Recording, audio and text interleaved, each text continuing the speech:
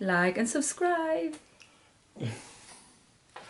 Right, how are we all doing? So, a little bit more on C markings, because there's an interesting thing and a few people have pointed this out.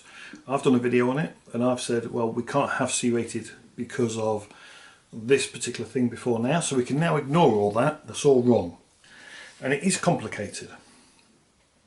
So where are we with C ratings? What is the current legal framework, should we call it? And this is the DFT's fault, it's not the CA's fault. So it is complicated. So there is currently, for C ratings in the UK, no oversight body. There is no assessment centre signed off, no nothing. So there's no assessment body. So where are we now? You remember the CA did a survey, and that was the consultation, sorry, they did that a few months ago. The DFT has not come back to the CA with a definitive answer to any of that at all. So the UK will adopt EU regulations and C-class framework, which means the C classified drones applicable in the UK. That basically, if a aircraft is C rated and certified in the EU, it also means it can be flown here. It just has to have the UK marking on it. It doesn't have to go to any UK assessment body. Oh shit. Wow. Now, so you can go digging for this. You'll find it in the Article 4s, and I think it's 42A if you go digging. Now this is from Graham again, because Graham's been really helpful, so thanks to Graham Degg again. His information and links to his website and his services are in the description for the video. Now, basically, we've got no assessment body now, or appointed now. However, this could change should the DFT make an announcement on any changes in the near future. But we have a problem, or they do. The DFT now has a big problem, and it can't easily be fixed because the horse is now bolted. The gate is open and the horses are going. And what I mean by that is the Mavic 3 Classic is UK marked, it is C1 certified, which means it can be flown under our current open category A1 category C1 rated aircraft limitations, just no deliberate overflight of uninvolved people. That is legal right now. Now, if the DFT was to make a change, the problem is everyone that's bought a C1 rated aircraft is immediately affected, and the UK has said we're going to have C ratings. You can't just go around changing all the numbers now. For the past, was it 4 years, we've known we're going to get C0s, C1, C2, C3, C4, C bullshit. We knew we were going to get these ratings. Manufacturers done it. Why is that surprised anyone? The problem is the DFT can't now come along and go, oh, we're going to change the marking slightly, or we're going to do this, or we're going to do that. The problem is now, Joe Bloggs, who's bought his drone, can buy it, fly onto C1. How will they know that their aircraft is now not C1 rated, for example?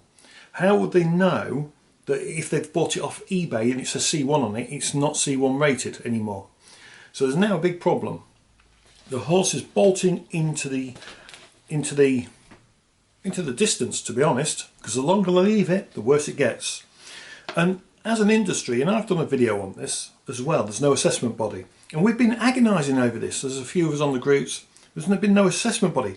But clearly, if you dig into the regs and you dig into the law and you go digging, you can find it. It's not required.